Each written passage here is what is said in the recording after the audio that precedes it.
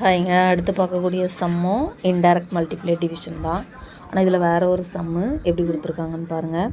A school orders 144 pencils. A school orders 144 pencil.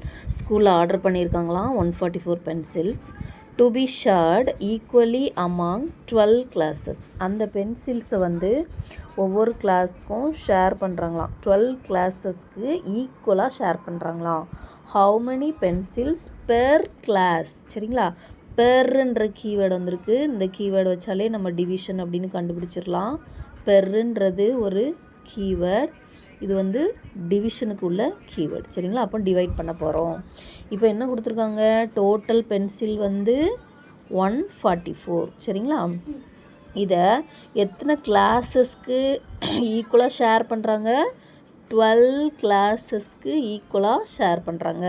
அப்போ per class, ஒரு கிளாஸுக்கு கண்டுபிடிக்கணும். சரிங்களா, அப்போ மெனி கொடுத்துட்டு 1 கேட்டிருக்காங்க. இதில் மெனி டு 1 கான்செப்ட் அப்ளை ஆகுதா?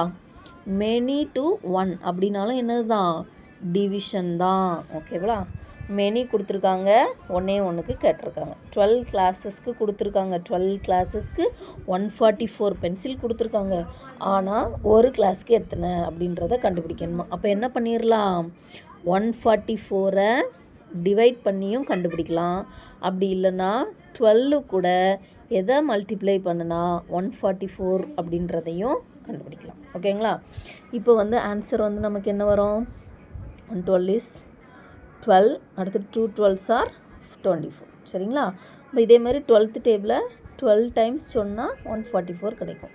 அப்போது பெர் கிளாஸ் ஒரு how many pencils per class, அதாவது ஒரு கிளாஸுக்கு 12 பென்சில்ஸ் கொடுப்பாங்க. சரிங்களா, இதான் ஆன்சர். புரியுதா?